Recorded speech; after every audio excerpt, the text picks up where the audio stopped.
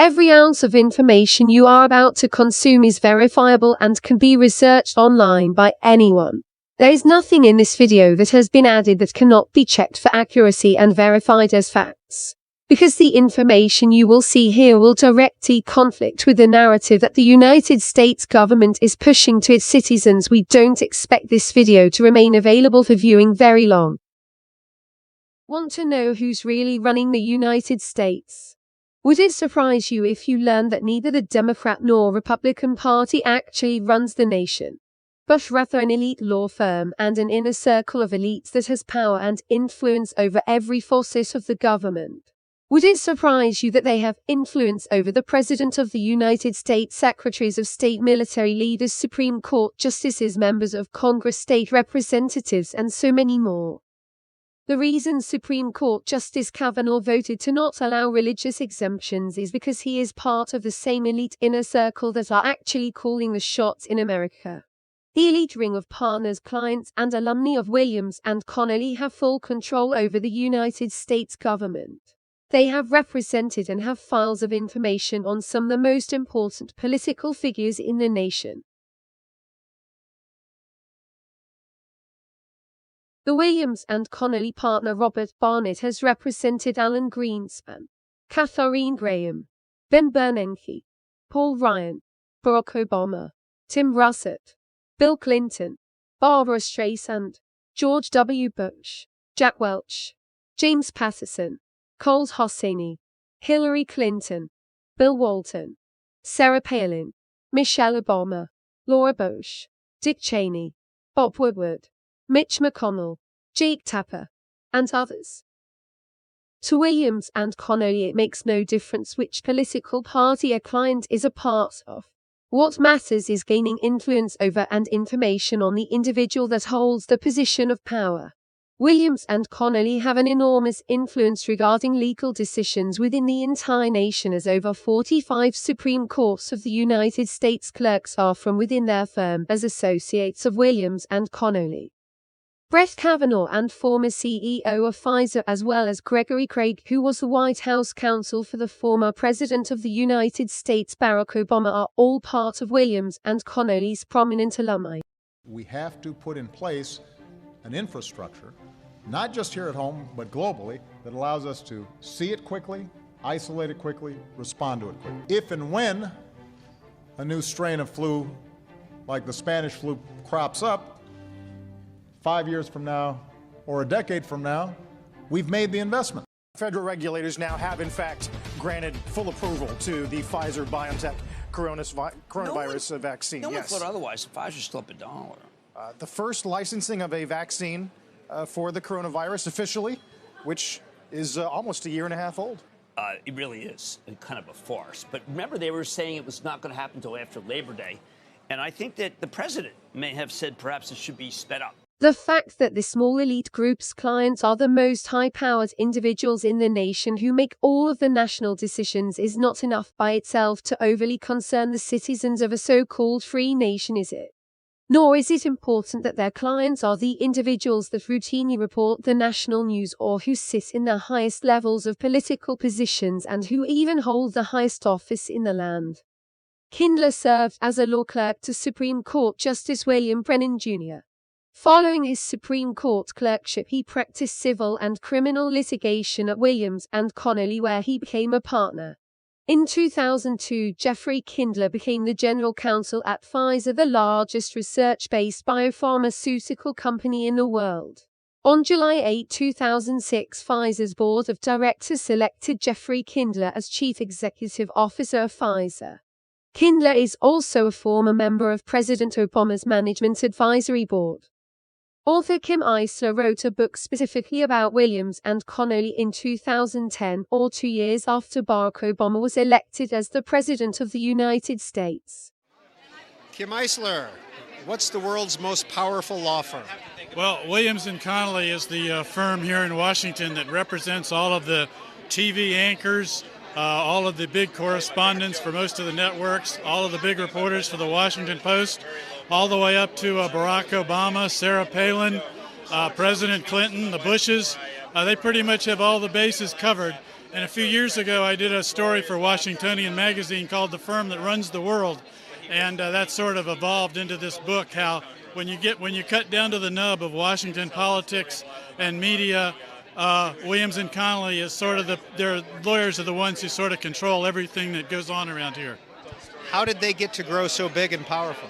Well, relatively speaking, they're not so big, but they're only about 250 lawyers, whereas a lot of firms now are up into the thousands. And in fact, that's one of the things about the book that makes them unique, is that they don't accept lateral partners like other firms do. In other words, stealing partners from other firms. They're an elite. They look at themselves as an elite band that grew up together, sort of like a baseball team that all played together in the minors.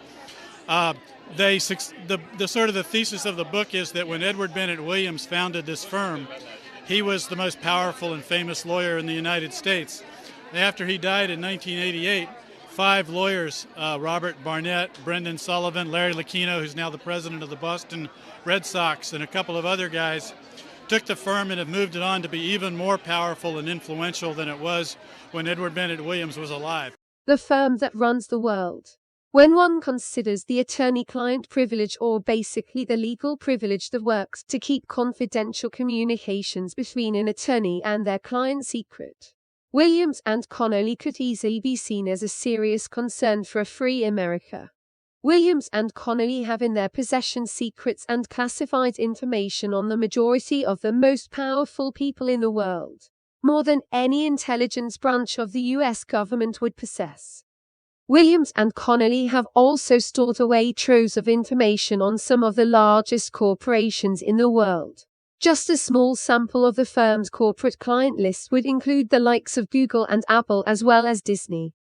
Since Williams and Connolly has most of the national press, the majority of the highest-ranking American politicians and even Supreme Court justices entwined within their web, one might begin to believe that Williams and Connolly are indeed in a position to control the biggest legal decisions and national policies by way of influence.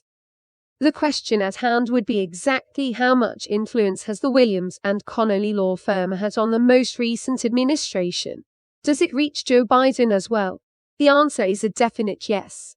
Cynthia Hogan from the Williams and Connolly law firm has played more than a small role in Joe Biden's political career. She has worked as Joe Biden's chief counsel during his time in the United States Senate and through the duration of his tenure during his role as vice president. She also served as staff director to the Senate Judiciary Committee. On April 30, 2020, she joined Biden's presidential campaign. She even vetted and ultimately chose Kamala Harris as Joe Biden's VP nominee. Here is a Williams and Connolly associate choosing the next potential vice president. The American people are completely unaware that neither the Democrats nor the Republicans are calling the shots. They often are confused as to why it appears that their representatives have failed them, never realizing that their representatives are just the people chosen to fill a political position, and that the decisions being made are being made by the elite ring that actually controls every branch of the United States government. American citizens often seem aggravated that Joe Biden is short in his talks and has said openly that he was instructed to deliver the speech content but not take any questions. If American citizens realized the depth of the shadow government and its grip on the nation, there would be unprecedented resistance against the current administration. Joe Biden's advisors are more than just advising. Another peculiar example of Williams and Connolly influencing every major national decision in the United States is Biden's immediate halt to the Keystone XL oil pipeline on his first day in office. Why the sudden halt and reversal of American energy independence and drilling for oil? Why the sudden interest in electric vehicles? Why take such extreme steps so hastily? In December of 2018, Williams and Connolly chair Dane Butts Winkers became sole general counsel of Tesla. If American citizens were able to continue to get cheap gas prices at the pump, the entire electric car market would continue to struggle and possibly collapse. In the midst of the cheapest fuel prices in decades during a Trump administration, Williams and Connolly make a move to electric cars. Why? What did they know that the rest of America didn't? As it appears in just 2 short years, the stock value of Tesla has increased from $63 a share to over $1,000 a share. Of course, advising the individual that the firm has selected to be the president on how to deliver an energy policy regardless of the impact to American citizens has its perks. But does it have more perks than advising the president to push for mandatory injections of a drug that is being produced by individuals within the Williams and Connolly alumni? Is it a perk to have your drug the only FDA-approved vaccine while giving your company full immunity from damages? The COVID vaccine. So Pfizer making the point it's driving the business. The COVID vaccine is huge, but also driving it on other cylinders as well. So Pfizer up there almost 2% in the pre-market. The amount of power that comes from having the only approved drug available for the lab-created COVID virus is immense. Certainly that life-saving power would not be used for anything other than to save lives or to do good for humanity. Or would it? Is it possible that Pfizer has more sinister plans that would include expanding the power of the shadow government that controls the United States press, politicians, and its courts? Terror comes in many forms, they say. Sometimes it's from the neighborhood, sometimes it's online, sometimes it's from those you entrust with saving lives. Vaccine makers, for example. While countries like India are sending free vaccines to poorer nations, there are companies like Pfizer which are bullying governments. It's a story in contrast, and what a stark contrast this is. The US-based company Pfizer is holding governments to ransom, interfering with their legislation, even demanding military bases as guarantee. Would you believe it? A vaccine maker asking for a country's military base in return for vaccines. In December 2020, Pfizer came back with more demands. It wanted sovereign assets as collateral. What does that mean? Pfizer wanted Argentina to put, and listen to this, put its bank reserves, its military bases, and its embassy buildings at stake as collateral. Pfizer wanted Argentina to put its sovereignty at stake for what? Just to secure vaccines. There is no doubt that Pfizer is sitting on a pile of life-saving drugs. But what gives it the right to bully a government? Profiteering from your plight and mine. One may wonder how far the reach of Williams and Connolly is around the world. In relation to Pfizer and combined with Pfizer, the reach is beyond ordinary. Williams and Connolly boast already having a presence all over the world or anywhere that an airport can be found. The firm makes a fortune from foreign governments and entities by way of working to defeat requests for extradition by the United States. By way of keeping foreign government officials from being indicted in the United States for espionage. They also work on keeping foreign agricultural clients from being charged in antitrust investigations. How much power and money could be made if you held influence over a vaccine drug that supposedly protects against a man-made gain-of-function virus that was wreaking havoc on the world?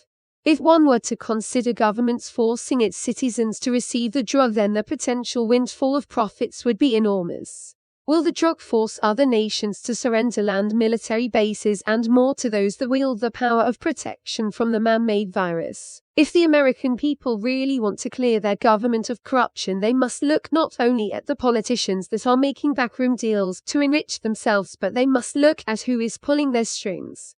Who controls the politicians? Who controls the judges?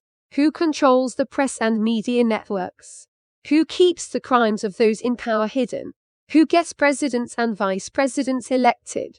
If the average American citizen relies on the news or media they consume for information, then they are obviously going to get what has been created and approved for their consumption. As citizens are distracted by the content provided, the actual news is happening behind the scenes. The news networks and online social platforms use the same deflection tactics. If it does not come from their sources, then it is not true. They are to condemn the truth as a conspiracy theory. And as long as American citizens sit in the dark and fail to search for truth beyond what the news media provides, the United States has no chance of ending the corruption that has been eating away at the fabric of the nation like a cancer. Blind belief in authority is the greatest enemy of truth. Good luck, America.